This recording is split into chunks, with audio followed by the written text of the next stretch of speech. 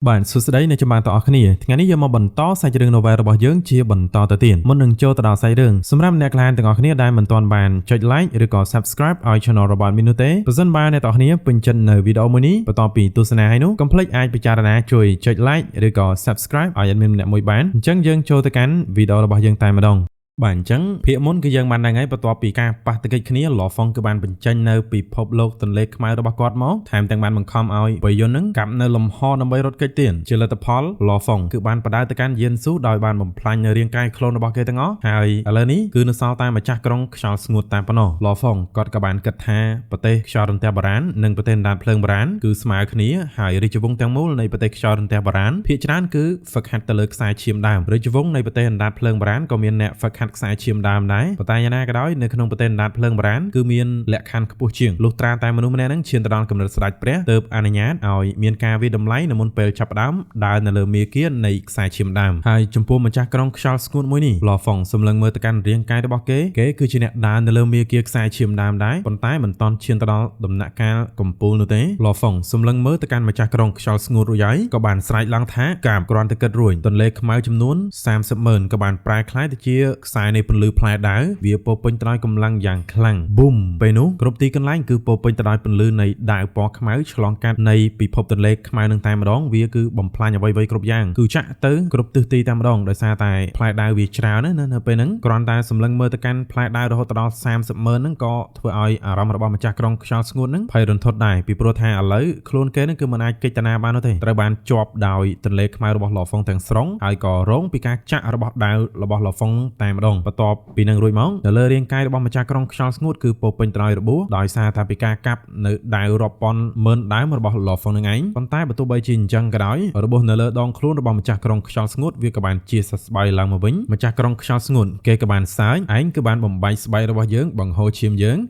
ឡហឺខ្ញុំទទួលស្គាល់ថាធម្មពលរបស់ឯងគឺពិតជាអស្ចារ្យប៉ុន្តែជាអកុសលយើងមិនមានការបាត់បង់នៅធម្មពលព្រះសូម្បីតែមួយដំណោះឡហ្វុងក៏បានដឹងអំពីរឿងនេះផងដែរចំពោះអ្នកហ្វឹកហាត់ដែលបានពង្រឹងរាងកាយដូចជាកម្រិតរបស់ម្ចាស់ក្រុងខ្យល់ស្ងួតនេះហើយការបង្ករបួសនៅលើផ្នែកស្បែកមួយចំនួនហ្នឹងគឺចាត់ទុកថាមិនមែនជារឿងធំដុំនោះទេតតែជាការបំផ្លាញសាច់ឈាមទាំងស្រុងទើបអាចបំផ្លាញនៅធម្មពលព្រះឲ្យគេបាត់បង់បានខ្លះម្ចាស់ក្រុងខ្យល់ស្ងួតក៏បាននិយាយទាំងពោពេញទៅដោយទំនុកចិត្តថាខ្ញុំណែនាំមកឯងកុំខ្ជះខ្ជាយការខិតខំប្រឹងប្រែងឯងនិយាយទៅបើខ្លួនគេជាប់ទៅដោយការចាប់របស់ឡហ្វុងឯងប៉ុន្តែម្ចាស់ក្រុងខ្យល់ស្ងួតហ្នឹងគេនៅតែមានទំនុកចិត្តដដែលឡហ្វុងសម្លឹងមើលទៅកាន់ខ្លួនគេរួចហើយក៏បាននិយាយថាអញ្ចឹងទុកឲ្យខ្ញុំសាកល្បងមើលពន្លឺដាវពណ៌ខ្មៅចំនួន30000លើកមុន30000ប៉ុន្តែឥឡូវគឺ30000នៅរយៈចម្ងាយឆ្ងាយប៉ុន្តែឥឡូវនេះវាគឺមានអារម្មណ៍ថាវាមានធម៌ពលមុតស្រួចខ្លាំងជាងមុនរាប់សិបដងឯណោះគ្រាន់តែគិតបន្តិចរួចហើយដាវទាំងអស់វាក៏បានរួមបញ្ចូលគ្នាប៉ុណ្ណឹងនៅតែមិនទាន់គ្រប់គ្រាន់ឡហ្វុងក៏បានចែកផ្នែកនៃពិភពលោកទន្លេខ្មៅហ្នឹងដើម្បីចាក់បញ្ចូលទៅកាន់ដាវរបស់គាត់បន្ថែមទៀតហើយគាត់ទុកតែផ្នែកធម៌ពលនៃទន្លេខ្មៅហ្នឹងប្រមាណជា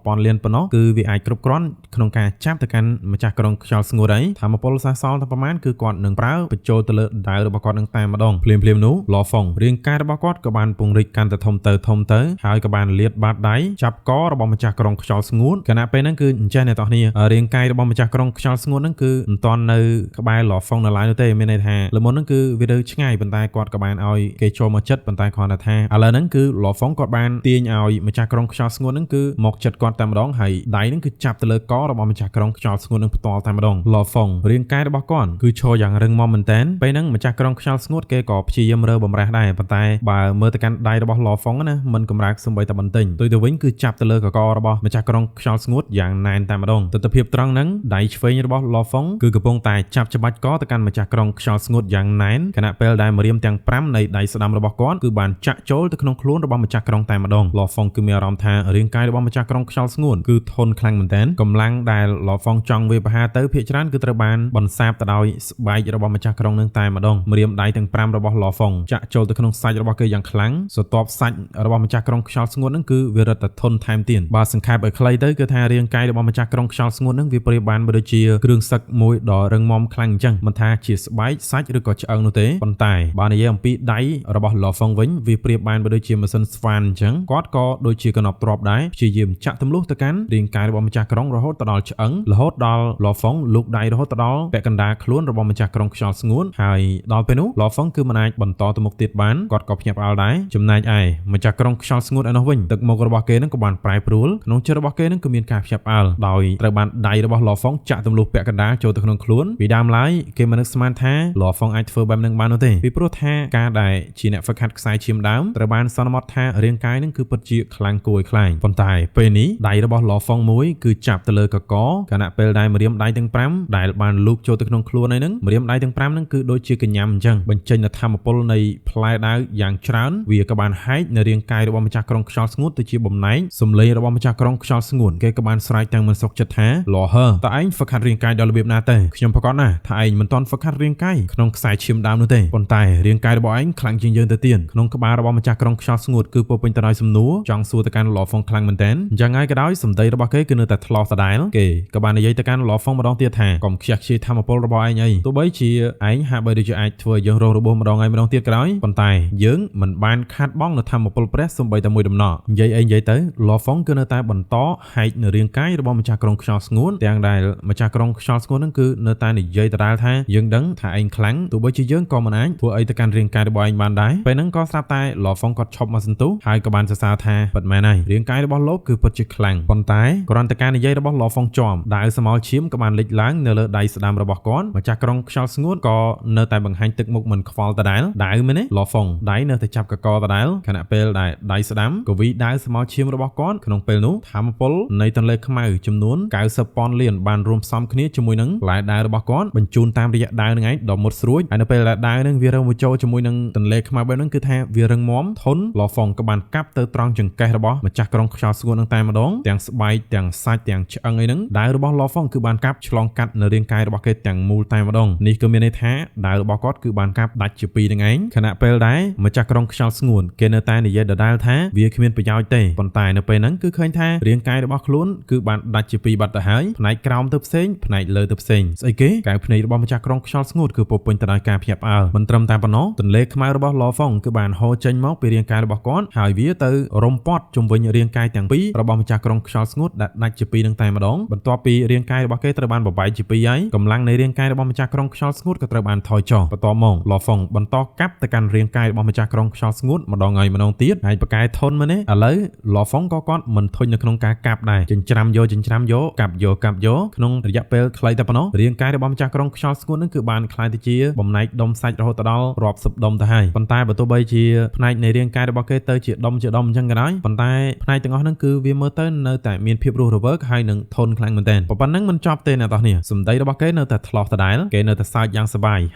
បើទោះបីជាយើងខ្លាយទៅជាដុំសាច់ក៏ដោយប៉ុន្តែគ្រប់បំណែកទាំងអស់យើងមិនស្លាប់នោះទេឡហ្វុងគាត់ក៏មិនមន់នោះដែរបានត្រឹមតែគិតនៅក្នុងចិត្តថាត្រូវបានកាត់ទៅជាបំណែកបែបនេះទៅហើយប៉ុន្តែហាក់ដូចជាកម្លាំងរបស់គេមិនថយចុះច្រើនសោះឡហ្វុងអាចមានអារម្មណ៍បានដឹងថាកម្រិតអ្នកដឹកនាំនៃភាពវឹកវរដូចជាម្ចាស់ក្រុងខ្យល់ស្ងួតនេះគឺពិតជារឹងមាំខ្លាំងមែនទែនសម្លេងរបស់ម្ចាស់ក្រុងខ្យល់ស្ងួតក៏បាននិយាយបន្លឺឡើងថាឯងអាចកាត់រាងកាយរបស់យើងទាំងមូលទៅជាបំណែកបានយើងគឺពិតជាកោតសរប៉ុន្តែឯងមិនអាចសម្លាប់យើងបាននោះឡើយទោះបីជាឯងខ្លាំងជាងយើងច្រើនដងក៏ដោយឯងមិនអាចសម្លាប់យើងបាននោះទេសម្លេងរបស់គេក៏បានសើចឡហ្វុងក៏ងក់ក្បាលតិចនឹងបានគិតក្នុងចិត្តថាភាពរស់រវើកនៃខ្សែឈាមដើមគឺពិតជាខ្លាំងពិតមែនម្ចាស់ក្រុងខ្យល់ស្ងួនគេក៏បាននៅតែនិយាយសម្លេងឡើងថាឡហឺឯងមិនអាចបង្ក្រាបយើងជារៀងរហូតបានទេហ្នឹងហើយអាប៉ែហ្នឹងគឺថានិយាយច្រើនខ្លាំងមែនតើហើយសម្ដីថ្លោះទៀតពេលដែលគេនិយាយថាឡហឺឯងមិនអាចបង្ក្រាបយើងបានជារៀងរហូតនោះទេត្រង់នេះគឺវាពិតជាត្រឹមត្រូវបើតាមសម្ដីរបស់ម្ចាស់ក្រុងខ្យល់ស្ងួនពីព្រោះថានៅក្នុងដំណើរនៃការហ្វឹកហាត់របស់មនុស្សម្នាក់គេចង់គ្រប់គ្រងទៅកាន់សត្រូវហ្នឹងគឺចំណាយស្មារតីរបស់គេដែរដើម្បីអាចដាក់សម្ពាធទៅកាន់សត្រូវបានណាក៏ប៉ុន្តែឡហ្វុងមិននឹងអាចផ្ដោតទៅលើកា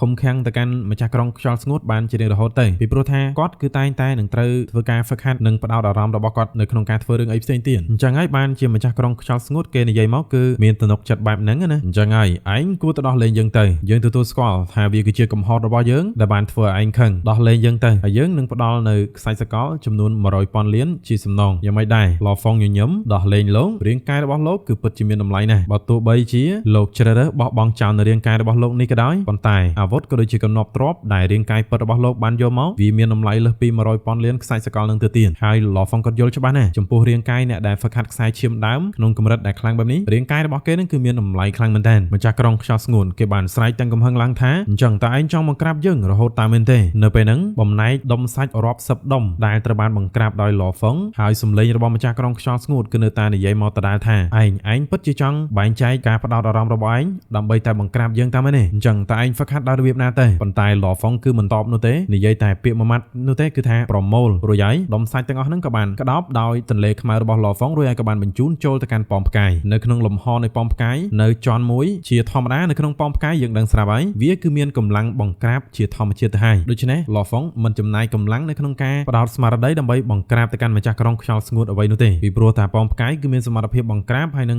ឃុំឃាំងរួចជាស្រេចទៅហើយបន្ទាប់ពីបានចូលទៅដល់លំហមួយនៃប៉មផ្កាយរួចហើយដុំសាច់រាប់សិបដុំហ្នឹងក៏បានប្រមូលផ្ដុំបង្កើតទៅជារាងកាយរបស់ម្ចាស់ក្រុងខ្យល់ស្ងួតវិញទៅបន្ទាប់មកគេក៏បានសម្លឹងមើលជុំវិញខ្លួនទាំងការភ្ញាក់ផ្អើលបន្ទាប់មកគេក៏បានបើកនៅការវាយប្រហារទៅលើលំហនៅជុំវិញខ្លួនរបស់គេដែលនៅក្នុងប៉មផ្កាយហ្នឹងឯងវាយប្រហារបើកដោះលេងយើងទៅគេក៏បានស្រែកនិងព្យាយាមវាយប្រហារទៅពីទៅពេញហ្នឹងដោះលេងយើ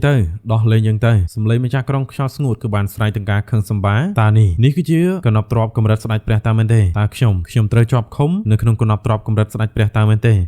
គេកំពុងតែចាប់ខ្ញុំឃុំឃាំងដោយកណប់ទ្របកម្រិតស្ដេចព្រះគេមិនចាំបាច់បែងចែកការផ្ដោតអារម្មណ៍ដើម្បីដោះស្រាយជាមួយនឹងខ្ញុំតទៅសោះតើខ្ញុំត្រូវជាប់ឃុំបែបនេះរហូតតើមែនទេស្ថានភាពរបស់ម្ចាស់ក្រុងខ្យល់ស្ងួតគឺលេងក្អេងក្អាងទៀតហើយដំបូងឡើយគេគិតថាលហឺប្រហែលជាមិនអាចឃុំឃាំងគេរហូតបែបហ្នឹងបាននោះទេគេគិតថាចុងក្រោយគង់ទៅដោះលេងគេនោះទេប៉ុន្តែណាទៅដឹងទេបន្ទាប់មកម្ចាស់ក្រុងខ្យល់ស្ងួតគេស្ទើរតែអស់សង្ឃឹមទៅហើយក៏គិតថាតើខ្ញុំគួរបោះបង់ចោលរាងកាយមួយនេះដែរទេម្ចាស់ក្រុងខ្យល់ស្ងួតគេខិតខំប្រឹងប្រែងហ្វឹកហាត់ដោយបានបណ្ដុះរាងកាយរបស់គេនេះជាមួយនឹងខ្សែឈាមដើមទោះបីជារាងកាយរបស់គេមិនមានអាវុធកម្រិតស្ដេចព្រះឬក៏គ្រឿងសឹកកម្រិតស្ដេចព្រះការពារក៏ដោយគ្រាន់តែរាងកាយរបស់គេតែមួយហ្នឹងគឺសត្រូវពិបាកបំផ្លាញបាត់ទៅហើយប៉ុន្តែការដែលបោះបង់នៅរាងកាយដែលគេព្យាយាមហ្វឹកហាត់បែបនេះចោលដោយទទេខ្ញុំមិននឹងអាចសុខចិត្តទេបើសិនបើគេបោះបង់រាងកាយមិននឹងចោលមានន័យថាគេអាចចាប់បដិសន្ធិឡើងមកវិញបានគ្រាន់តែថាការហ្វឹកហាត់របស់គេដែលខិតខំប្រឹងប្រែងទាំងប្រមាណគឺអាសាបង់នឹងឯងរួចមកម្ចាស់ក្រុងខ្យល់ស្ងួតក៏ចាប់ផ្ដើមនិយាយសុំចរចាជាមួយនឹងលហ្វុងលហឺគ្រាន់តែប្រាប់ខ្ញុំមកថាតើលោកមានលក្ខខណ្ឌអ្វីទ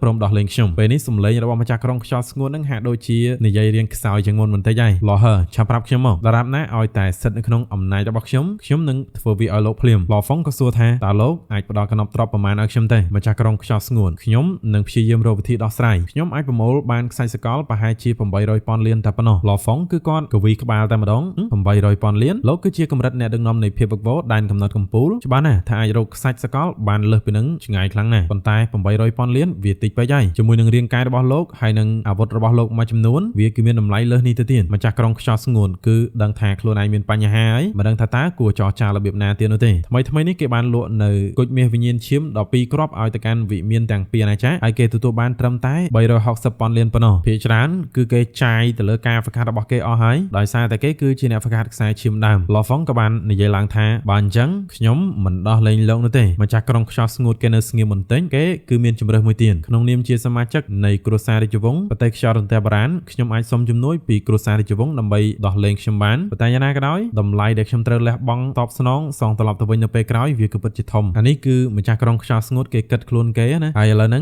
នៅខាងក្រៅនៃប៉មផ្កាយវិញគេថាលហ្វុងគាត់លែងមានអារម្មណ៍ថាមាននរណាគេដែលដដើមជាមួយនឹងគាត់ទៀតហើយគាត់គឺឈរនៅចាំផ្កាមាសវិញ្ញាណឈាមហ្នឹងវាផ្ទុះហើយក៏យកនៅគុជមាសវិញ្ញាណឈាមហ្នឹងបានតាមចិត្តរបស់គាត់តែម្នាក់ឯងតែម្ដងហ្នឹងឯងចាំមួយសន្ទុះរួចហើយគុជមាសវិញ្ញាណឈាមចំនួន9គ្រាប់វាក៏បានផ្ទុះចេញឡើងហើយក៏ត្រូវបានលហ្វុងប្រមូលយកទៅទុកនៅក្នុងដៃរបស់គាត់ទៅបេសកកម្មគុជមាសវិញ្ញាណឈាមលើកនេះគ្មានគូប្រកួតណាដដើមជាមួយនឹងខ្ញុំទៀតនោះទេលបងឈូយូខ្ញុំបានបំពេញកាតព្វកិច្ចរបស់ខ្ញុំឲ្យលបងពេញលេញហើយកលេសមកកាន់នៅក្នុងរាជធានីឈូនៅពេលនេះវិញនៅក្នុងវិមានយិនហ្វឹងគឺកំពុងតែមានពាក្យចចាមអារាមនិយាយអំពីការបាតុកិច្ចគ្នារវាងលហ្វុងជាមួយនឹងអ្នកខ្លាំងទាំង3អ្នកនោះឯងពាក្យចចាមអារាមក៏បានលើថាខ្ញុំលើថាលហឺគឺបានបាតុកិច្ចគ្នាជាមួយនឹងបៃយុនម្ចាស់ក្រុងខ្យល់ស្ងួតយិនស៊ូតែម្នាក់ឯងហើយក៏បានទៅតាមយកគុជមាសវិញ្ញាណឈាមតែម្នាក់ឯងទៀតផងបាទអញ្ចឹងលហ្វុងរបស់យើងគាត់គឺទុកនៅរាងកាយក្លូនរបស់គាត់មួយនៅក្នុងរាជធានីឈូដែរហើយរាងកាយក្លូនហ្នឹងគឺមានផ្នែកនៃតុនបំរុងធម្មពលរបស់គាត់មួយផ្នែកដែរអញ្ចឹងណាហើយកម្លាំងនៃរាងកាយក្លូនហ្នឹងវាល្មមខ្លាំងជាងបៃយុនហើយនឹងម្ចាស់ក្រុងខ្យល់ស្ងួតជាច្រើនទៅទៀតផងដូច្នេះហើយត្រឹមតែរាងកាយក្លូនហ្នឹងគឺថាលហ្វុងអាចដោះស្រាយបញ្ហាជាច្រើនបានហើយវិមានយិនហ្វឹងក៏បានតាក់ទងទៅកាន់លហ្វុងនិងបានសួរថាតើគាត់យល់ព្រមលក់អំពីវីដេអូនៃការប្រយុទ្ធគ្នាដែលគាត់ប្រយុទ្ធជាមួយនឹងអ្នកទាំង3នឹងបានដែរទេវិមានយិនហ្វឹងគឺសុកចិត្តចរចាទៅលើតម្លៃលហ្វុងក៏មានការភ្ញាក់ផ្អើលបន្តិចវិមានយិនហ្វឹងគេចង់ទិញព័ត៌មានមើលទៅន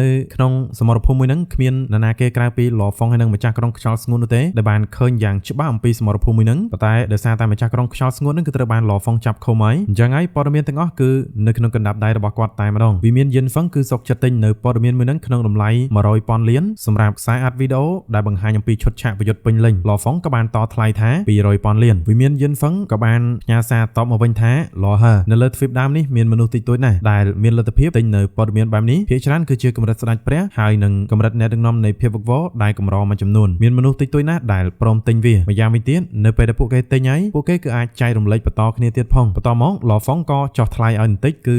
150,000 លានវិមានយិនហ្វឹងគឺដោយសារតែគេចង់ធ្វើជាមិត្តជាមួយនឹងឡហ្វុងយើងដែរដូច្នេះគេក៏ព្រមទិញទៅរួចហើយឡហ្វុងក៏បានបញ្ជូននៅវីដេអូពេញលេញទៅកាន់វិមានយិនហ្វឹងទៅការពិតគាត់មិនបានលាក់បាំងអ្វីនោះទេបើសិនបើវិមានយិនហ្វឹងពិតជាចង់ស៊ើបអង្កេតមែនហ្នឹងពួកគេអាចតាក់ទងទៅកាន់យិនស៊ូបៃយុនក៏មាននៅវីដេអូមួយចំនួនដែរហើយពួកគេក៏ព្យាយាមស្វែងរកម្ចាស់ក្រុងខ្យល់ស្ងួតអីដែរអញ្ចឹងទៅប៉ុន្តែយ៉ាងហើយណាគាត់លក់វីដេអូដែលជាការប្រយុទ្ធផ្ទាល់ខ្លួនរបស់គាត់ហើយលុយហ្នឹងគឺវាបានចូលមកកាន់ខ្លួនគាត់អញ្ចឹងហើយវាជាការរកស៊ីមួយល្អជាងជាងឲ្យអ្នកដទៃលក់នៅព័ត៌មានរបស់គាត់ណាការពិតទៅនៅមុនពេលដែលគេចរចាទិញពីឡហ្វុងហ្នឹងវិមានយិនហ្វឹងគេក៏មានមធ្យោបាយពិសេសដោយតាមដានទៅលើសំណល់នៃសមរភូមិប្រយុទ្ធហ្នឹងក៏ប៉ុន្តែពួកគេគឺរកមិនឃើញអ្វីនោះទេក៏លេចទៅកាន់នៅទីតាំងមួយដែលជាលំហនិមិត្តមួយសមោលផ្សែងអាប់ពណ៌ខ្មៅដែលតែងតែមានបញ្ហាជាមួយនឹងឡហ្វុងហ្នឹងគឺគេមកពីវិមានទាំងពីរអាណាចក្រគេក៏បាននិយាយថាឡហឺម្នាក់នេះតាមរយៈម្ចាស់ក្រុងខ្យល់ស្ងួតហើយនឹងយិនស៊ូខ្ញុំទទួលបានតែគុជមាសវិញ្ញាណឈាមចំនួន20គ្រាប់តែប៉ុណ្ណោះបកគលវាឲ្យទៅកាន់ឈូឆាងប៉ុន្តែបៃយុនគេទទួលបានរហូតដល់25គ្រាប់វាគឺច្រើនជាងឈូឆាងបន្តិចផែនការរបស់ផ្សែងអាប់ខ្មៅហ្នឹងគេគឺចង់ឲ្យឈូឆាងហ្នឹងអាចទទួលចំណាត់ថ្នាក់លេខ2ឬក៏ទី3អីចឹងទៅហើយបើយោងទៅតាមអ្វីដែលគេសន្និដ្ឋានហ្នឹងឈូឆាងហើយនឹងឈូយូគឺអាចនឹងនាំមុខគេក្នុងចំណោមអភិជនទាំងអស់ក៏ប៉ុន្តែឥឡូវនេះគុជមាសវិញ្ញាណឈាមទាំងអស់គឺត្រូវបានគ្រប់គ្រងផ្ដាច់មុខដោយឡហឺទៅហើយបើសិនបើគេមិនមែនជាសិស្សរបស់អត្រិឈូដោយផ្ទាល់នោះទេត្រឹមសម្បត្តិកម្រិតអ្នកដឹកនាំនៃភាពវឹកវរម្នាក់គេមិនអាចក្អើតកតោមនៅចំពោះមុខខ្ញុំបែបនេះនោះទេបើមានឱកាសខ្ញុំនឹងធ្វើឲ្យគេដឹងអំពីតម្លៃដែលមិនគោរពខ្ញុំរូបរាងមនុស្សផ្សែងអាប់ខ្មៅហ្នឹងគឺតំណែងរបស់គេនៅក្នុងវិមានទាំងពីរអាណាចក្ររៀងខ្ពស់ដែរហើយការមិនគោរពរបស់ឡហ្វឹងហ្នឹងគឺធ្វើឲ្យគេខឹងហ្នឹងឯងរួចហើយផ្សែងអាប់ខ្មៅហ្នឹងក៏បានពិនិត្យមើលនៅក្នុងវិមានយិនហ្វឹងដោយគេគឺចង់ទិញនៅព័ត៌មានរបស់ឡហឺពេលដែលគេបានពិនិត្យមើលហើយព័ត៌មានដែលតាក់ទងទៅនឹងការប្រយុទ្ធរបស់ឡហឺជាមួយនឹងជើងខ្លាំងទាំង3វិមានយិនហ្វឹងគឺលក់នៅក្នុងតម្លៃ 1000 លានផ្សែងអាប់ខ្មៅហ្នឹងគឺគេមិនគិតគូរយូរនោះទេគេគឺចុចទិញយកតែម្ដងបន្ទាប់ពីគេបានបើកមើលនៅព័ត៌មានលំអិតតាក់ទងទៅនឹងសមរភូមិក៏ដូចជាបង្ហាញនៅខ្សែវីដេអូនៅក្នុងហ្នឹងគេក៏បានប្រាប់ថាយួនសៀដែលជាអ្នកជំនាញទៅលើគុកងងឹតគេគឺបានសម្រេចចិត្តដកថយមុនគេហើយបន្តមករាងកាយរបស់យិនស៊ូក៏ត្រូវបានបំផ្លាញទាំងស្រុងចំណែកឯបៃយុនក៏ត្រូវបានទម្លុះនៅលំហដើម្បីព្យាយាមរត់គេចខ្លួននៅសល់ចុងក្រោយគឺជាម្ចាស់ក្រុងខ្យល់ស្ងួតត្រូវបានវាយយ៉ាងដំណំហែករាងកាយទៅជាបំណែកដោយដៃទទេរបស់ឡហឺហើយឡហឺគេក៏បានប្រើដាវរបស់គេកាត់រាងកាយរបស់ម្ចាស់ក្រុងខ្យល់ស្ងួតទៅជាបំណែករួចហើយក៏បានប្រមូលវាយកទៅទងសម្លេងរបស់ផ្សែងអាប់ខ្មៅគេក៏បាននិយាយថាឡហឺសិស្សផ្ទាល់របស់អត្រិឈូគេបានស្ទាត់ជំនាញទៅលើមាគ៌ាដើមនៃជីវិតនិងមាគ៌ានៃការបំភ្លេចបំផ្លាញនិងមាគ៌ានៃរូបធាតុរួមផ្សំទាំង3នេះបញ្ចូលគ្នាបង្កើតទៅជាបច្ចេកទេសចម្រាញ់រាងកាយឈានទៅដល់កម្រិតបែបនេះពិភពទន្លេខ្មៅរបស់គេពិតជារឹងមាំខ្លាំងមែនទែនមិនអាចជ្រាបចូលបាននោះទេសូម្បីតែបៃយុនក៏ត្រូវប្រើស្នៀតចុងក្រោយដែរទម្រាំតែអាចបំបែកនិងរត់គេចខ្លួនបាននៅក្នុងដែនពិភពទន្លេខ្មៅរបស់គេសូម្បីតែម្ចាស់ក្រុងខ្យល់ស្ងួតក៏ត្រូវតែគ្មានកម្លាំងតបតនោះទេពិតណាស់មិនថាជាការវាយប្រហារពីចម្ងាយឬក៏ការប្រយុទ្ធចិត្តនោះទេរាងកាយរបស់គេគឺពិតជាល្អឥតខ្ចោះហើយគេក៏បានឈានមកដល់កម្រិតអ្នកដឹកនាំនៃភាពវឹកវរដែនកំណត់កម្ពូលវាមិនគួរឲ្យសង្ស័យនោះឡើយវិមានយិនហ្វឹងក៏មានការកត់ត្រាសំខាន់របស់ឡហឺដែរទី1គឺរាងកាយរបស់គេគឺមានភាពរស់រវើកខ្លាំងដែលអាចបង្កើតទៅជារាងកាយក្លូនឯករាជ្យបានចំនួនរាងកាយក្លូនរបស់គេនឹងគឺពិតជាមិនអាចគណនាបានឡើយចំណែកឯចំណុចទី2រាងកាយរបស់គេនឹងគឺមានកម្រិតល្អលើសពីរាងកាយដែលមានខ្សែឈាមដើមទៅទៀតខណៈពេលដែលគេគឺត្រឹមតែស្ថិតនៅក្នុងកម្រិតអ្នកដឹកនាំនៃភាពវឹកវរតែប៉ុណ្ណោះហើយឆន្ទៈរបស់គេនឹងក៏ប្រហែលជាយ៉ាងហោចណាស់ក៏ស្ថិតនៅក្នុងកម្រិតស្ដេចព្រះដំណាក់កាលទី2ដែររាងកាយគួរឲ្យខ្លាចកម្លាំងផ្លូវចិត្តនឹងក៏ខ្លាំងក្លាឆន្ទៈក៏កម្រិតខ្ពស់គ្រប់ទិដ្ឋភាពទាំងអស់ឡហឺគឺពិតជាគ្មានគូព្រាមជាក់ស្ដែងទៅតាមការវិភាគរបស់វិមានយិនហ្វឹងគឺគេមិនដឹងនោះទេថាឡហ្វឹងរបស់យើងគាត់មានរាងកាយដែលល្អឥតខ្ចោះចំពោះចំណុចសំខាន់ទី3កម្លាំងរបស់ឡហ្វឹងគឺគាត់ជាកម្រិតអ្នកដឹកនាំនៃភាពវឹកវរដែនកំណត់កម្ពូលដំបូងបំផុតដែលសម្រេចបានដោយមិនប្រើប្រាស់អំណាចនៃខ្សែឈាមដើមសម្ភារៈដើមនិយាយទៅគឺឡហ្វឹងគាត់អត់មានពឹងផ្អែកទៅលើធនធានជំនួយពីខាងក្រៅមានន័យថាគាត់ផ្អែកទៅលើការហ្វឹកហាត់និងការស្វែងយល់របស់គាត់ដូច្នេះសរុបជារួមគឺថាទេពកោសល្យរបស់គាត់គឺពិតជាមិនគួរជឿតទៅសោះការសន្និដ្ឋានរបស់វិមានយិនហ្វឹងគឺអាចនិយាយបានថាឡហឺគេនឹងអាចក្លាយទៅជាកម្រិតស្ដេចព្រះហើយនៅពេលដែលគេឈានទៅដល់កម្រិតស្ដេចព្រះកម្រិតរបស់គេនឹងគឺប្រហែលជាស្ដេចព្រះដំណាក់កាលទី1ដែលខ្លាំងគ្មានគូព្រាមរូបរាងផ្សែងអាប់ខ្មៅនឹងបន្ទាប់ពីមើលព័ត៌មានលម្អិតរួចអស់ហើយក៏បានពិនិត្យមើលទៅលើវីដេអូនៃការប្រយុទ្ធកម្រិតអ្នកដឹកនាំនៃភាពវឹកវរអាចមានធម៌ពលផ្លូវចិត្តហើយនឹងឆន្ទៈនៅក្នុងកម្រិតស្ដេចព្រះដំណាក់កាលទី2គ្មានអ្វីចម្លែកនោះទេដែលគេអាចទប់ទល់ជាមួយនឹងការកោះហៅពីវិមានទាំងពីរអាណាចក្ររបស់យើងបានឡហឺពិតជាមិនមែនមនុស្សដែលងាយស្រួល ស្រួលដោះស្រាយនោះទេបន្ទាប់ពីបានដឹងហើយផ្សែងអាប់ពណ៌ខ្មៅហ្នឹងគឺគេបានដឹងពីការពិតតែម្ដងថាតើឡហ្វុងខ្លាំងកម្រិតណាចំពោះកម្រិតអ្នកដឹកនាំនៃភាពវឹកវរដែលស្ថិតនៅក្នុងដែនកំណត់កម្ពូលភាគច្រើននៅលើទ្វីបដើមពួកគេគឺពឹងផ្អែកទៅលើធនធានពីខាងក្រៅសម្រាប់ការហ្វឹកហាត់ហើយមូលដ្ឋានគ្រឹះរបស់ពួកគេមិនសូវជារឹងមាំនោះទេដែលជាហេតុធ្វើឲ្យពួកគេនឹងពិបាកខ្លាយទៅជាកម្រិតស្ដេចព្រះមែនទែនប៉ុន្តែយ៉ាងណាក៏ដោយមនុស្សដូចជាឡហ្វុងយើងនេះអាចបង្កើតនូវបច្ចេកទេសចម្រាញ់រាងកាយដោយផ្ទាល់ខ្លួនហើយឈានទៅដល់កម្រិតអ្នកដឹកនាំនៃភាពវឹកវរមូលដ្ឋានគ្រឹះរបស់គេគឺប្រកាសជារឹងមាំជាមិនខាននោះឡើយហ្នឹងហើយបើតាមការវិភាគរបស់វិមានយិនហ្វឹងគេគ្រាន់តែដឹងថាប្រហែលជាឡហឺមានបច្ចេកទេសចម្រាញ់រាងកាយដោយផ្ទាល់ខ្លួនតែតាមកាពិតគេមិនដឹងនោះទេថាឡហ្វុងរបស់យើងគាត់គឺមានរាងកាយដែលល្អឥតខ្ចោះរូបរាងផ្សែងអាប់ខ្មៅហ្នឹងគេក៏បាននិយាយដែរថានៅពេលដែលមានគ្រោះមហន្តរាយខ្យល់ព្យុះធំរវាងពពួកអធិរាជនៅក្នុងប្រទេសបុរាណទាំងពីរដល់ពេលនោះប្រកាសជាត្រូវបង្ខំឡហឺឲ្យចូលទៅកាន់កន្លែងគ្រោះថ្នាក់ជាជាមិនខាននោះទេអាល្អិតម្នាក់នេះចាំមើលគេមិនដឹងនោះទេថាតើនៅក្នុងកម្រិតស្ដេចព្រះមានភាពច្បុកច្បល់កម្រិតណានោះនៅក្នុងរាជធានីឈូវិមានរបស់ឈូយូទីឈូយូគេកំពុងតែទទួលបានដំណឹងពីមិត្តភ័ក្តិផ្សេងៗរបស់គេថាដំណឹងដែលគួរឲ្យភ្ញាក់ផ្អើលមួយនោះគឺថាឡហឺបានបង្ក្រាបទៅកាន់ជើងខ្លាំងទាំង4ហើយក៏បានគ្រប់គ្រងទៅលើផ្កាវិញ្ញាណឈាមទាំងស្រុងតែម្ដងឈូយូគេក៏បានបង្ហាញនៅទឹកមុខភ្ញាក់ផ្អើលគ្រប់គ្រងផ្កាវិញ្ញាណឈាមមានន័យថាក្នុងចំណោមភារកិច្ចរងទាំង3បេសកកម្មកម្រិតឋានសួគ៌របស់លបងឡហឺគឺទទួលបានចំណាត់ថ្នាក់លេខ1រួចទៅហើយតើមានរឿងអ្វីកើតឡើងឲ្យពិតប្រាកដទៅភ្លាមឈូយូគេក៏បានពិនិត្យមើលព័ត៌មាននៅក្នុងវិមានយិនហ្វឹងតែម្ដងដែលជាព័ត៌មានចុងក្រោយខ្លឹមសារនៃព័ត៌មានហ្នឹងគឺមិនខុសពីផ្សែងអាប់ពណ៌ខ្មៅហ្នឹងគាត់បានមើលនោះទេសង្ខេបឡើងមកវិញអ្វីដែលធ្វើឲ្យឈូយូគេមានការភ្ញាក់ផ្អើលមានក្លូនច្រើនរាប់មិនអស់យ៉ាងហើយណាស់ក៏មានឆន្ទៈកម្រិតស្ដេចព្រះដំណាក់កាលទី2បច្ចេកទេសចម្រាញ់រាងកាយដែលបង្កើតឡើងដោយខ្លួនឯងទេពកោសល្យគឺមិនអាចនឹកស្មានដល់ឈូយូដែលជាអ្នកជំនាញទៅលើរាងកាយដែលគ្មានដែនកំណត់ដែរនោះគេដឹងយ៉ាងច្បាស់ថាតើការលំបាកនៅក្នុងការហ្វឹកហាត់រាងកាយហ្នឹងគឺកម្រិតណានេះគឺមានន័យថាលបងឡហឺគាត់គឺជាអ្នកដែលជំនាញដំបូងនៅក្នុងកម្រិតអ្នកដឹកនាំនៃភាពវឹកវរដោយមិនបានពឹងផ្អែកទៅលើកម្លាំងខាងក្រៅខ្ញុំទៅតែជ្រើសរើសភ្ញៀវកិត្តិយសម្នាក់មកពីទីក្រុងហ៊ូយ៉ាងមិនបានជាគេមានកម្លាំងខ្លាំងម្ល៉េះឈូយូគឺពិបាកជឿខ្លាំងមែនទែននៅពេលដែលគេបានជួបឡហឺដំបូងគឺគ្រាន់តែជាកម្រិតព្រះពិតអមតៈប៉ុណ្ណោះប៉ុន្តែឥឡូវនេះឈូយូគឺមិនអាចទប់ចិត្តនៅក្នុងការស្ញប់ស្ញែងឡហ្វុងបាននោះទេមិនយូរនោះទេព័ត៌មានតាក់ទងទៅនឹងឡហ្វុងហ្នឹងវាក៏បានលេចធ្លាយហ្នឹងហើយផ្សព្វផ្សាយពីមាត់មួយទៅមាត់មួយចឹងទៅហើយក៏មានមនុស្សជាច្រើនក៏បានដឹងព័ត៌មានមួយហ្នឹងផងដែរបើទោះបីជាពួកគេមិនបានទិញព័ត៌មានមួយហ្នឹងពីវិមានយិនហ្វឹងក៏ដោយពេលហ្នឹងឈូយូក៏បានបារម្ភផងដែរដោយសារតែព័ត៌មានរបស់ឡហ្វុងបែកធ្លាយអញ្ចឹងទៅគាត់ក៏បញ្ញាប់តាក់ទងទៅកាន់ឡហ្វុងលបងឡហឺព័ត៌មានរបស់លបងគឺបែកធ្លាយច្រើនណាស់ឡហ្វុងក៏បានសើចកុំបារម្ភអីព័ត៌មានហ្នឹងគឺខ្ញុំលក់ឲ្យទៅកាន់វិមានយិនហ្វឹងតែប៉ុណ្ណោះឡហ្វុងក៏បានដឹងផងដែរវិមានយិនហ្វឹងគេបានវិភាគថាខ្ញុំមានរាងកាយក្លូនឆន្ទៈផ្លូវចិត្តនិងការចម្រាញ់រាងកាយដែលជាបច្ចេកទេសបង្កើតខ្លួនឯងពួកគេគឺបានវាតម្លៃខ្លាំងពេកហើយមកលើខ្ញុំមិនបានហ្វឹកហាត់នៅលើមាគ៌ាដើមរូបវិធាននោះទេប៉ុន្តែវិមានយិនហ្វឹងពួកគេគឺបានគិតថាខ្ញុំគឺហ្វឹកហាត់ទៅលើមាគ៌ានៃរូបវិធានហើយឥឡូវនេះអ្វីដែល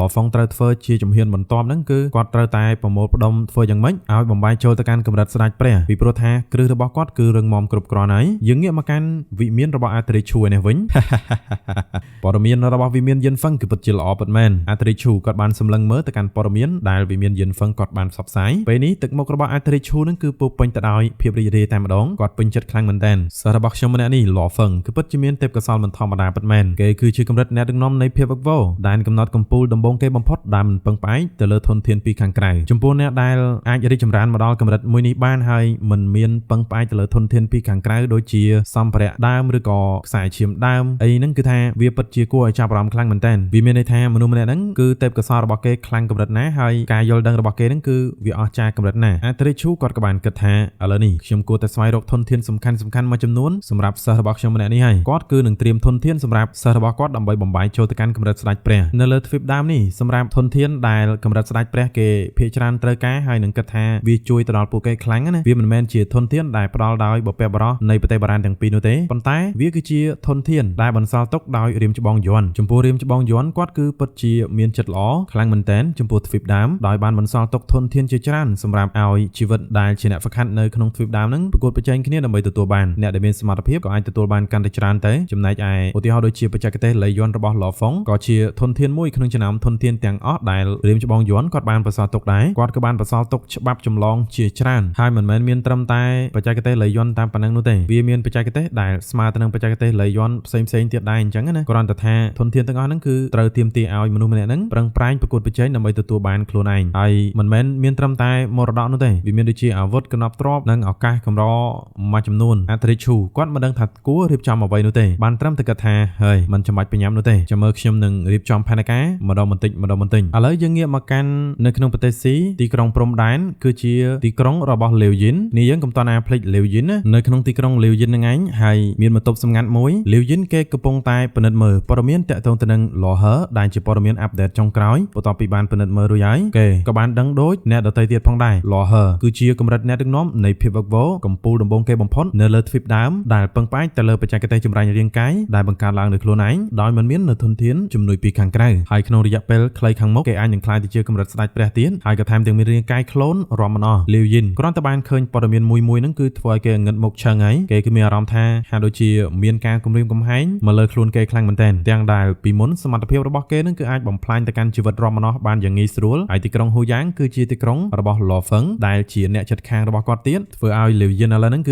លេបទឹកមាត់ក្អឿតែម្ដងពីព្រោះថា Lo Feng របស់យើងគឺស្អំនៅអំពើអាក្រក់ពេលនេះលាវយិនគឺចាប់ផ្ដើមភ័យខ្លួនដែលថានៅពេលដែល Loher គេខ្លាយទៅជាកម្រិតស្ដេចព្រះកម្លាំងរបស់គេគឺប្រកាសជារីកចម្រើនយ៉ាងខ្លាំងគេគឺអាចសម្លាប់ខ្ញុំបានទាំងស្រុងហើយលាវយិនគឺញ័រខ្លួនតែម្ដងនៅក្នុងនាមជាកម្រិតអ្នកដឹកនាំនៃភាពវឹកវរកម្រិតកំពូលម្នាក់ដែរលាវយិនគេគឺមានជំនាញនៅក្នុងការរស់រានមានជីវិតហើយដែលជាការចាប់បដិសន្ធិនឹងឯងហើយដោយសារតែកម្លាំងបច្ចុប្បន្នរបស់ Lo Feng គឺគួរឲ្យខ្លាចពេកពេលដែលគាត់ឈានទៅដល់កម្រិតស្ដេចព្រះមិនដឹងខ្លាំងកម្រិតណាបើសិនបើលាវយិនគេរងចាំរហូតដល់ពេលហ្នឹងទើបសម្រាប់ចិត្តចាប់បដិសន្ធិហ្នឹងវាអាចនឹងយឺតពេលពីព្រោះថានៅពេលដែលប្រយុទ្ធជាក់ស្ដែងជាមួយនឹង Loher ប្រហែលជា Loher អាចបំផ្លាញនៅការចាប់បដិសន្ធិរបស់គេបានពេលនេះលាវយិនគឺចាប់ផ្ដើមគិតហើយ Loher គេស្អប់អំពើអាក្រក់តាមដែលខ្ញុំដឹងអំពីអត្តចរិតរបស់គេបច្ចុប្បន្នគេមិនខ្វល់ពីខ្ញុំនោះទេដោយសារតែគេគឺមានទំនុកចិត្តទាំងស្រុងថាអាចសម្លាប់ខ្ញុំបានប៉ុន្តែនៅពេលដែលគេខ្លាំងគ្រប់គ្រាន់ហើយខ្ញុំប្រហែលជាមិនអាចគេចពីការវាយប្រហាររបស់គេបានឡើយហើយបានហើយខ្ញុំនឹងលះបង់អ្វីៗទាំងអស់របស់ខ្ញុំទាំងអស់បន្តមកលាវយិនគឺបានធ្វើការសម្រេចចិត្តតែម្ដងគេនឹងធ្វើការចាប់បដិសន្ធិឡើងមកវិញតែម្ដងគេកាត់ផ្ដាច់ចំណងត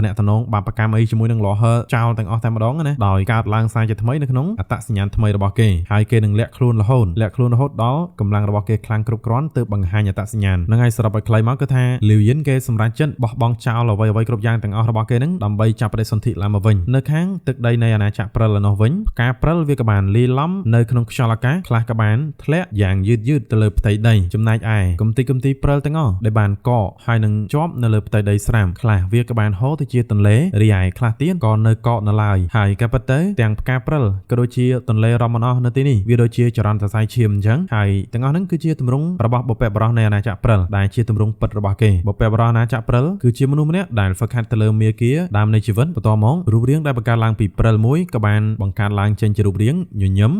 លើកចុងក្រោយដែលខ្ញុំបានលើឈ្មោះរបស់ Loher ដោយសារតែគេបានសម្លាប់សិស្សរបស់ខ្ញុំហើយពាក់ព័ន្ធជាមួយនឹងលាវយិនបន្តមកគេក៏បានទៅកាន់ប្រទេសអណ្ដាតភ្លើងបារាណដែលមានការអញ្ជើញពីឈូយូអ្នកណាទៅគិតទៅមួយប្រពុចភ្នែកគេបានខ្លាយទៅជាកម្រិតអ្នកដឹកនាំនៃភាពវឹកវរលេខ1នៅក្នុងទ្វីបដើមទៅហើយចំពោះបុព្វបុរសនៃអាណាចក្រព្រិលបើទោះបីជាអំណាចរបស់គាត់អាចចាត់ថ្នាក់ថាក្នុងចំណោមអ្នកខ្លាំងហ្នឹងគឺខ្លាំងទៅលើការរស់រានមានជីវិតណាមិនមែនខ្លាំងនៅក្នុងការប្រយុទ្ធនោះទេប៉ុន្តែនៅពេលដែលបានឮព័ត៌មានតាក់ទងទៅនឹង Lo Feng យើងបុព្វបុរសអាណាចក្រព្រិលក៏មានការភ្ញាក់ផ្អើលហើយនឹងរៀងញញើតបន្តិចដែរខ្ញុំបានហ្វឹកហាត់បច្ចេកទេសដំណក់ឈាមដល់កម្រិតទី1នៃកម្រិតស្ដេចព្រះតាក់ទងទៅនឹងការរស់រានមានជីវិតអ្នកដែលស្ថិតនៅក្នុងដំណាក់កាលទី2នៃកម្រិតស្ដេចព្រះមិនអាចប្រៀបធៀបជាមួយនឹងខ្ញុំបានឡើយប៉ុន្តែសមត្ថភាពប្រយុទ្ធជាមួយនឹងសត្រូវខ្ញុំខ្សោយខ្លាំងណាស់បុព្វបុរសនៃអាណាចក្រព្រិលក៏គិតតែម្នាក់ឯងអីងក់ក្បាលនិយាយអីតែម្នាក់ឯងអញ្ចឹងទៅគេគិតថាសមត្ថភាពប្រយុទ្ធអីហ្នឹងអាចនឹងប្រហែលជាស្មើនឹង Loher អីហ្នឹងទៅតែបើនិយាយពីសមត្ថភាពនៅក្នុងការគេចខ្លួនដើម្បីរស់រានមានជីវិតហ្នឹងគឺគេដឹងតែខ្លាំងដាច់ខាតដែរឈុតឆាកត្រង់នេះគឺអត់មានអត្ថន័យអីច្រើននោះទេគ្រាន់តែបុព្វបុរសនៃអាណាចក្រព្រិលហ្នឹងគេបានបង្ហាញខ្លួនរួចហើយក៏បានគិតអំពី Lo Feng ហើយនឹងគិតអំពីខ្លួនឯងថាខ្លួនឯងហ្នឹងគឺមិនទាន់ខ្លាំងគ្រប់គ្រាន់ដើម្បីបង្ហាញមុខនឹងប្រឡូកនៅក្នុងពិភពគុណយ៉ាងពិតប្រាកដនោះទេឥឡូវហ្នឹងគឺគេត្រូវតែខ្លាំងជាងមុនសិនពីព្រោះថាបើទោះបីជាឥឡូវគេមានបច្ចេកទេសដំណក់ឈាមដែលអាចគេចផុតពីការវាយប្រហារផ្សេងឬក៏ជួយឲ្យគេរស់រានមានជីវិតហ្នឹងក៏ដោយក៏អំពើអាក្រក់ដែលគេបានធ្វើហ្នឹងគឺច្រើនអញ្ចឹងទៅអាចនឹងមានសត្រូវច្រើនដែរដូច្នេះពេលវេលាឥឡូវហ្នឹងគឺមិនទាន់ស័ក្តិសមសម្រាប់ឲ្យគេហ្នឹងប្រឡូកនៅក្នុងពិភពគុណនោះទេគិតរួចហើយគេក៏បានបាត់ខ្លួនទៅវិញនៅខាងទឹកដីនៃប្រទេសខ្យល់រន្ទះបារាណឯនោះវិញនៅលើទីតាំងមួយដែលជាភ្នំពិសិដ្ឋវាគឺមានឈ្មោះថាភ្នំខ្យល់រន្ទះរូបរាងមនុស្សម្នាក់ដែលគាត់គឺជាច័រសានខឺក៏បាននិយាយថាការរីកចម្រើនរបស់ Loher គឺពិតជាគួរឲ្យចាប់អារម្មណ៍ណាស់សិស្សរបស់ខ្ញុំម្នាក់នេះខ្លាំងជាងខ្ញុំឆ្ងាយណាស់នៅលើទីតាំងភ្នំខ្យល់រន្ទះហ្នឹងគឺវាជាទីតាំងដូចជាទីស្នាក់ការកណ្ដាលរបស់ប្រទេសខ្យល់រន្ទះបារាណហើយនិយាយរួមទៅវាគឺជាទឹកដីពិសិដ្ឋរបស់ពួកគេហ្នឹងឯងហើយរាងកាយរបស់ស្ដេចព្រះទាំងអស់នៃប្រទេសខ្យល់រន្ទះបារាណទាំង9នាក់ហ្នឹងក៏មានរាងកាយរបស់ពួកគេនៅលើភ្នំខ្យល់រន្ទះនេះដែរច័រសានខឺគាត់បានគិតណាថាជើងខ្លាំងលេខ1នៅក្នុងកម្រិតអ្នកដឹកនាំនៃភាពវឹកវរដែលកំណត់កម្ពូលដំបូងនៅលើទ្វីបដើមដែលមិនពឹងផ្អែកទៅលើធនធានខាងក្រៅសិស្សរបស់ខ្ញុំម្នាក់នេះកាលពីខ្ញុំនៅក្នុងកម្រិតកម្ពូលនៃអ្នកដឹកនាំនៃភាពវឹកវរក៏ខ្ ខ្លាំងដូចជាឡហ្វឹងដែរកាលពីនៅក្នុងជាតិមុនរបស់ចរសានខឺគាត់គឺជាស្ដេចនៃពិភពជាតិហ្នឹងគាត់គឺបានហ្វឹកហាត់រាងកាយដែរដែលបានចម្រាញ់រាងកាយរបស់គាត់ប្រៀបបានដូចជាអាវុធសម្ងាត់ដែលមានភាពរឹងមាំខ្លាំងមែនទែនដូច្នេះគាត់គឺដឹងអញ្ចឹងណាថាកម្រិតរបស់គាត់ពេលហ្នឹងគឺមិនខ្សោយជាងឡហ្វឹងនោះទេសូម្បីតែការហោះហើរក៏វាលឿនដូចជាកណប់ទ្រាប់មួយដែរហើយថែមទាំងអាចគេចផុតពីឧបសគ្គឬក៏ការដេញតាមជាមួយនឹងការវាយប្រហារអីផ្សេងៗទៀតផងប៉ុន្តែនៅពេលនោះគឺថាអ្នកគ្រប់គ្រងទាំង3នាក់របស់ប្រទេសស៊ីពួកគេគឺបានរៀបចំល្បិចរួចជាស្រេចដើម្បីបើកការវាយប្រហារទៅកាន់ចរសានខឺដែលជាហេតុធ្វើឲ្យចរសានខឺគាត់មិនអាចគេចខ្លួនបាននៅពេលហ្នឹងហើយការវាយប្រហារមួយហ្នឹងតាមពិតទៅគឺមិនអាចធ្វើឲ្យរាងកាយរបស់គាត់ហ្នឹងខ្ទេចទាំងស្រុងនោះទេប៉ុន្តែអ្វីដែលខូចខាតហ្នឹងគឺទាំងកុលសម្ព័ន្ធក៏ដូចជាសមាជិកគ្រួសាររបស់គាត់អីទាំងអស់ហ្នឹងគឺត្រូវបានបំផ្លាញខ្ទេចទាំងឯងដែលជាសាច់ញាតិរបស់ចរសានខឺណានេះហើយដែលជាហេតុធ្វើឲ្យចរសានខឺគាត់មានគំនុំជ្រៅខ្លាំងមែនទែនជាមួយនឹងម្ចាស់នៃប្រទេសស៊ីទាំង3នាក់នោះប្រពន្ធរបស់ខ្ញុំសមាជិកបងប្អូនស្លាប់រស់បងប្អូននៅក្នុងកុលសម្ព័ន្ធចរសានខឺបានរំលឹកអំពីសាច់ញាតិរបស់គាត់ទាំងទឹកមុខពោពេញទៅដោយគំនុំបើយើងនិយាយជារួមទៅចរសានខឺគាត់ស្ទើរតែលះបង់គ្រប់យ៉ាងហើយដើម្បីតែការសងសឹងប៉ុន្តែគាត់គឺនៅតែមានភាពអត់ធ្មត់គឺអត់ធ្មត់រងចាំរហូតដល់ឡហ្វុងគាត់ខ្លាំងខណៈពេលដែលចរសានខឺគាត់កំពុងតែគិតហ្នឹងក៏ស្រាប់តែមានរូបរាងមនុស្សម្នាក់បានបង្ហាញខ្លួនឡើងចរសានខឺក៏បានអោនគោរពភ្លាមរូបរាងមនុស្សម្នាក់ហ្នឹងគេគឺជាម្ចាស់ក្រុងខ្យល់ស្ងួតហ្នឹងឯងគ្នាយើងប្រហែលជាសួរថាក្រែងម្ចាស់ក្រុងខ្យល់ស្ងួតត្រូវចាប់ដោយឡហ្វុងទៅហើយតែហ្នឹងហើយអានេះគឺជារាងកាយធម្មពលរបស់ម្ចាស់ក្រុងខ្យល់ស្ងួតដែលគេមានមួយទៀតអញ្ចឹងណាហ្នឹងហើយរូបរាងរបស់ម្ចាស់ក្រុងខ្យល់ស្ងួតក៏បានឡើងទៅលើភ្នំខ្យល់រន្ទះទៅហើយនៅពេលដែលចរសានខឺគាត់អោនគោរពហ្នឹងម្ចាស់ក្រុងខ្យល់ស្ងួតហ្នឹងគេក៏មិនខ្វល់រាក់ទាក់អីទៅកាន់ចរសានខឺនោះដែរហើយចរសានខឺរបស់យើងក៏មិនខ្វល់នោះដែរដោយសារតែគាត់ដឹងហើយថារាងកាយពិតរបស់ម្ចាស់ក្រុងខ្យល់ស្ងួតហ្នឹងគឺត្រូវបានឡហ្វុងចាប់ឃុំបាត់ទៅហើយរួចហើយចរសានខឺគាត់ក៏បានធ្វើដំណើរកិច្ចការរបស់គាត់ទៅដល់សាលបារានមួយគាត់រងចាំនៅក្នុងសាលធំមួយហ្នឹងយ៉ាងស្ងប់ស្ងាត់បន្ទាប់ពីរងចាំមួយសន្ទុះរូបរាងរបស់មនុស្សម្នាក់ដែលគ្របដណ្ដប់ទៅដោយអណ្ដាតភ្លើងគេក៏បានបង្ហាញខ្លួនឡើងអង្គុយនៅលើបល្ល័ង្កចរសានជីនតែឯងចង់បណ្ដោះខ្សែឈាមដើមតាមនេះរូបរាងជើងខ្លាំងដែលអង្គុយនៅលើបល្ល័ង្កគេក៏បាននិយាយមកកាន់ចរសានខឺក៏បានឆ្លើយទាំងគ្រប់ថាបានកម្រិតស្ដេចព្រះមួយអង្គហ្នឹងក៏បាននិយាយទៅកាន់ចរសានខឺថាភ្ញៀវកិត្តិយសកម្រិតអ្នកដឹកនាំនៃភាពវឹកវរចង់បណ្ដោះខ្សែឈាមដើមត្រូវតែមានពិន្ទុឲ្យគ្រប់គ្រាន់ឯងមិនទាន់បានចូលរួមជាមួយនឹងប្រទេសខ្យល់រន្ទះបារានយ៉ាងពេញលេញនោះទេដោយសារតែឯងគ្រាន់តែជាភ្ញៀវកិត្តិយសម្នាក់តែប៉ុណ្ណោះគុណសម្បត្តិរបស់ឯងមិនទាន់គ្រប់គ្រាន់នោះទេចរសានខឺក៏បាននិយាយថាខ្ញុំសុខចិត្តចូលរួមយ៉ាងពេញលេញជាមួយនឹងប្រទេសខ្យល់រន្ទះបារានក្នុងតំណែងជាភ្ញៀវកិត្តិយសគឺគេមានសេរីភាពជាងប៉ុន្តែនៅពេលដែលសម្រេចចិត្តថាចូលរួមយ៉ាងពេញលេញជាមួយនឹងប្រទេសខ្យល់រន្ទះបារានហើយពេលហ្នឹងគឺមានន័យថាគេគឺជាសមាជិកនៃប្រទេសខ្យល់រន្ទះបារានយ៉ាងពេញលេញគឺមិនអាចក្បត់ឬក៏ចាក់ចេញបាននោះទេរូបរាងជើងខ្លាំងដែលជាស្ដេចព្រះមួយអង្គហ្នឹងគេក៏បាននិយាយថាល្អណាស់ពេលដែលឯងចូលរួមពេញលេញជាមួយនឹងប្រទេសខ្យល់រន្ទះបារានគុណសម្បត្តិក៏គ្រប់គ្រាន់ដែរដើម្បីអាចហ្វឹកហាត់បណ្ដោះខ្សែឈាមដើមតែឯងគិតច្បាស់ហើយតាមនេះវាមានឧបសគ្គច្រើនណាស់សូម្បីតែក្នុងចំណោមកូនចៅរាជវង្សក៏ដោយមានមនុស្សតិចតួចណាស់ដែលអាចចាប់ផ្ដើមហ្វឹកហាត់វាបានដោយជោគជ័យនោះដើម្បីអាចបណ្ដោះខ្សែឈាមដើមបានឆន្ទៈក៏ដូចជាចិត្តរបស់មនុស្សម្នាក់គឺត្រូវតែរឹងមាំកាន់តែខ្លាំងគឺកាន់តែល្អចរសានខឺក៏បានឆ្លើយថាបានចំពោះអ្នកដែលអាចបណ្ដោះខ្សែឈាមដើមបានហើយហ្នឹងគឺការស្វែងយល់អំពីមាគ៌ាដើមហ្នឹងក៏កាន់តែល្អដែរបើសិនបើឆន្ទៈរបស់គេត្រូវបានបំពុលទាំងស្រុងទៅដោយខ្សែឈាមដើមហ្នឹងគេប្រកាសជាបាត់បង់ការគ្រប់គ្រងទាំងស្រុងជាមិនខាននោះទេយោងទៅតាមច្បាប់របស់ប្រទេសខ្យល់រន្ទះបារានរបស់យើងនៅពេលដែលឯងបាត់បង់ការគ្រប់គ្រងឯងនឹងត្រូវជាប់គុករយៈពេល100,000 សករាជបើសិនបើឯងអាចគ្រប់គ្រងខ្លួនឯងបានវិញនោះនឹងត្រូវបានដោះលែងមកវិញប៉ុន្តែបើឯងមិននៅតែមិនអាចគ្រប់គ្រងខ្លួនឯងបាននោះទេនឹងត្រូវទទួលទោសប្រហារជីវិតចរសានខឺក៏បានឆ្លើយថាបានខ្ញុំយល់ហើយនៅក្នុងនាមគាត់ដែលជាជាតិមុនគឺជាកម្រិតស្ដេចព្រះម្នាក់ដែរចរសានខឺគាត់បានដឹងអំពីព័ត៌មានមួយនឹងរួចជាស្រេចទៅហើយកាលពីលើកមុនហ្នឹងគឺថ្មីនេះដែរស្ដេចព្រះមួយអង្គដែលមានឈ្មោះថាអរិយព្រិលគេគឺបានបាត់បង់ការគ្រប់គ្រងកម្លាំងរបស់ស្ដេចអរិយព្រិលហ្នឹងគឺស្មើទៅនឹងស្ដេចព្រះទាំង9នាក់នៃប្រទេសខ្យល់រន្ទះបារានហើយតាមពិតទៅគេគឺអាចក្លាយទៅជាស្ដេចព្រះម្នាក់ដែរក្នុងចំណោមពួកស្ដេចព្រះដែលគ្រប់គ្រងប្រទេសខ្យល់រន្ទះបារានហ្នឹងគ្រាន់តែថាដោយសារតែគេគឺមិនអាចគ្រប់គ្រងខ្លួនឯងបានហ្នឹងឯងដូច្នេះគេគឺមិនមានលក្ខណៈសម្បត្តិគ្រប់គ្រាន់ក្លាយទៅជាស្ដេចនៃប្រទេសខ្យល់រន្ទះបារានហ្នឹងនោះទេនិយាយទៅគឺអញ្ចឹងកម្រិតស្ដេចព្រះមែនតែគ្រាន់តែថាមិនមែនមានសិទ្ធិអំណាចអីគ្រប់គ្រងទៅលើប្រទេសខ្យល់រន្ទះបារានហ្នឹងអញ្ចឹងណាគ្រាន់តែជាស្ដេចព្រះធម្មតាទូទៅអញ្ចឹងទៅនៅក្នុងប្រទេសបារានទាំងពីរគឺខាងប្រទេសខ្យល់រន្ទះបារានគឺមានស្ដេចព្រះដែលគ្រប់គ្រងនឹងចំនួន9នាក់ហើយប្រទេសអណ្ដាតភ្លើងបារានគឺមានកម្រិតស្ដេចព្រះហ្នឹងគឺគ្រប់គ្រងចំនួន13នាក់ដែលគេតែងតែហៅថាអធិរាជហ្នឹងឯងតែប៉ុន្តែគឺត្រឹមតែជាកម្រិតស្ដេចព្រះនោះទេគ្រាន់តែថាស្ដេចព្រះរបស់ពួកគេហ្នឹងគឺជាដំណាក់កាលខ្ពស់ពួកគេម្នាក់គឺសុទ្ធតែជាស្ដេចព្រះដំណាក់កាលទី3ទៅហើយត្រឡប់មកកាន់ខ្សែរឿងរបស់យើងវិញនៅកំឡុងពេលដែលស្ដេចព្រះអរិយព្រិលបានបាត់បង់ការគ្រប់គ្រងគេគឺបានលេបតបាក់នៅអ្វីៗគ្រប់យ៉ាងឲ្យតែគេបានឃើញថែមទាំងលេបតបាក់នៅទម្រង់ជីវិតរបស់ស្ដេចព្រះដែលមានកម្រិតទី2ទៀតផងហើយក៏ថែមទាំងលេបនៅអាវុធនៅក្នុងកម្រិតស្ដេចព្រះទៀតហើយក៏រំលាយវាទៀតផងនិយាយទៅគឺសាហាវមែនតើពេលហ្នឹងបន្ទាប់ពីបានពន្យល់ទៅកាន់ចរសានខឺរួចអស់ហើយស្ដេចព្រះមួយអង្គ អង្គនឹងក៏បាននាំចរសាន់ខឺដើម្បីទៅជ្រើសរើសខ្សែឈាមដើមដែលត្រូវជាមួយនឹងគាត់ដើម្បីហ្វឹកហាត់ចរសាន់ខឺក៏បានដើរតាមស្ដេចព្រះមួយអង្គនឹងទៅនៅពេលហ្នឹងនៅខាងម្ចាស់ក្រុងខ្យល់ស្ងួតវិញគេក៏បានប្រើរាងកាយធម្មពលនឹងឯងដើម្បីទៅជួបជាមួយនឹងស្ដេចព្រះមួយអង្គដែរបន្ទាប់ពីបានទៅជួបហើយគេក៏បាននិយាយថាបើបែបបរោះរាងកាយពិតរបស់ខ្ញុំបច្ចុប្បន្នគឺត្រូវបានជាប់ឃុំដោយលហឺទៅហើយគេបាននិយាយថាខ្ញុំត្រូវតែផ្ដល់ខ្សាច់សកលឲ្យទៅគេយ៉ាងហោចណាស់ក៏3000លានដែរទើបអាចដោះលែងខ្ញុំបានខ្ញុំគឺមានត្រឹមតែ800,000 លានប៉ុណ្ណោះខ្ញុំនៅខ្វះរហូតដល់2.2,000 លានទៀតស្ដេចព្រះមួយអង្គដែលអង្គុយនៅលើបល្ល័ង្កក៏បាននិយាយទៅកាន់ម្ចាស់ក្រុងខ្យល់ស្ងួតថាឯងគ្មានសមត្ថភាពទេហើយឥឡូវនេះឯងចង់បានខ្សាច់សកលពីយើងទៀតយើងក៏កំពុងតែខ្វះខាតធនធានសម្រាប់ការហ្វឹកហាត់ដែរម្ចាស់ក្រុងខ្យល់ស្ងួតក៏បាននិយាយថាបើបែបបរោះតើបើបែបបរោះអាចទៅចរចាជាមួយនឹងលហឺជំនួសខ្ញុំបានដែរទេស្ដេចព្រះមួយអង្គហ្នឹងគេក៏បាននិយាយថាគ្មានអ្វីត្រូវចរចានោះទេឯងភ្លេចហើយអំពីច្បាប់នៃប្រទេសខ្យល់រន្ទះបារាណរបស់យើងនៅក្នុងចំនួនរវាងកម្រិតអ្នកដឹកនាំនៃភាវវិកវរកម្រិតខ្ពស់ដែលជាកម្រិតស្ដេចព្រះគឺមិនអាចលូកដៃបានឡើយគ្មានកម្រិតស្ដេចព្រះណាអាចជ្រៀតជ្រែកបាននោះទេឲ្យតែនៅក្នុងសមរភូមិនៃកម្រិតដូចគ្នាហើយបើឯងត្រូវស្លាប់គឺដោយសារតែសមត្ថភាពរបស់ឯងគឺខ្សោយនឹងឯងឥឡូវនេះឯងក៏ដឹងហើយដែរថាលហឺគេគឺជាកម្រិតអ្នកដឹកនាំនៃភាវវិកវរដែលគ្មានគូប្រៀបទៅហើយនៅលើទ្វីបដើមមួយនេះនោះស្ដេចព្រះមួយអង្គហ្នឹងគាត់ក៏បាននិយាយទៅកាន់ម្ចាស់ក្រុងខ្យល់ស្ងួតថាយើងមានមធ្យោបាយមួយគុកដែលឃុំទៅកាន់ស្ដេចព្រះអរិយព្រិលបច្ចុប្បន្នគឺខ្វះកម្លាំងអ្នកយាមឯងគ្រាន់តែទៅបម្រើការនៅទីនោះរយៈពេល1000សករាជទៅនឹងទទួលបានពិន្ទុចំនួន1លានហើយយើងនឹងអាចដោះដូរពិន្ទុរបស់ឯងទៅជាខ្សាច់សកលចំនួន3000 លានបានម្ចាស់ក្រុងខ្យល់ស្ងួតក៏រៀងភ័យស្លន់ស្លោបន្តិចនៅពេលដែលឮថាទៅយាមគុកដែលឃុំទៅកាន់ស្ដេចអរិយព្រិលហ្នឹងហើយស្ដេចអរិយព្រិលគឺអត់មាននិយាយខាងលើមុននឹងឯងគឺជាមនុស្សដែលកំពុងតែបាត់បង់ការគ្រប់គ្រងដោយសារតែខ្សែឈាមដើមប្រទេសខ្យល់រន្ទះបារាណគឺឲ្យតម្លៃខ្លាំងមែនទែនទៅកាន់ស្ដេចអរិយព្រិលហ្នឹងទោះបីជាគេបាត់បង់ការគ្រប់គ្រងក៏ដោយប៉ុន្តែប្រទេសខ្យល់រន្ទះបារាណនៅតែសង្ឃឹមថាស្ដេចអរិយព្រិលហ្នឹងនៅតែអាចត្រឡប់មកកាន់គ្រប់គ្រងខ្លួនឯងវិញបានណាដោយសារតែយោងទៅតាមសមត្ថភាពរបស់ស្ដេចអរិយព្រិលគឺខ្លាំងប្រសិនបើគេអាចគ្រប់គ្រងខ្លួនឯងបានប្រកាសជាជំនួយមួយទៅដល់ប្រទេសខ្យល់រន្ទះបារាណល្អខ្លាំងមែនទែនពេលនេះម្ចាស់ក្រុងខ្យល់ស្ងួតគឺអស់ជម្រៅហើយដើម្បីទទួលបាននៅពិន្ទុចំនួន1លានក្នុងរយៈពេលដ៏លឿនមើលទៅនេះគឺជាមធ្យោបាយតែមួយគត់ស្ដេចព្រះមួយអង្គដែលកំពុងតែនិយាយហ្នឹងក៏បាននិយាយដែរថាឯងកុំបារម្ភអីស្ដេចអរិយព្រិលគឺត្រូវបានជាប់គុកហើយកន្លែងហ្នឹងគឺមានសុវត្ថិភាពល្អណាស់ប៉ុន្តែនៅក្នុងចិត្តរបស់ម្ចាស់ក្រុងខ្យល់ស្ងួតគឺគេនៅតែមានចិត្តរារែ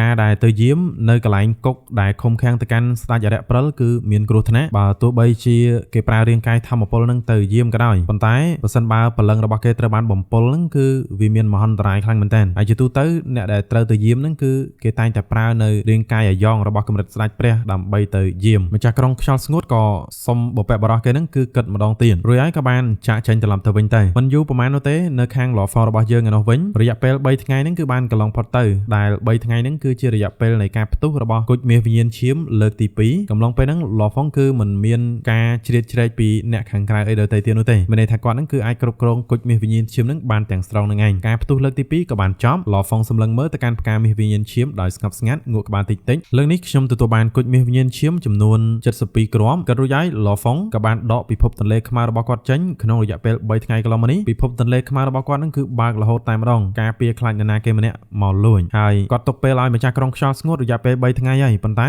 ម្ចាស់ក្រុងខ្យល់ស្ងួតនៅតែមិនទាន់អាចប្រមូលបាននៅខ្សាច់សកលចំនួន3000 លានទៀតណាហើយយ៉ាងណាក៏ដោយប្រហែលជាម្ចាស់ក្រុងខ្យល់ស្ងួតគេមិនមានធនធានច្រើនបែបហ្នឹងនោះទេឥឡូវនេះយកគុជមាសវិញ្ញាណឈាមយកទៅឲ្យឈូយូជាមុនសិនទេគាត់ក៏បានបំបែករាងកាយខ្លួនរបស់គាត់មួយទៀតដើម្បីដឹកជញ្ជូននៅគុជមាសវិញ្ញាណឈាមហ្នឹងត្រឡប់ទៅកាន់រាជធានីឈូវិញឲ្យឈូយូទន្ទឹមនឹងរាងកាយរបស់គាត់មួយទៀតហ្នឹងក៏ហោះទៅកាន់ទីក្រុងព្រំដែនមួយវាគឺជាទីក្រុងសៀងជាដែលជាកន្លែងរស់នៅរបស់យិនស៊ូហើយសាច់រឿងរបស់យើងគឺត្រូវបានស្លេះត្រឹមតែប៉ុណ្ណេះហ្នឹងឯងបើអ្នកនរគ្នាចូលចិត្តកុំភ្លេចជួយចុច like ក៏ដូចជា subscribe យើងចាំជួបគ្នានៅវីដេអូក្រោយ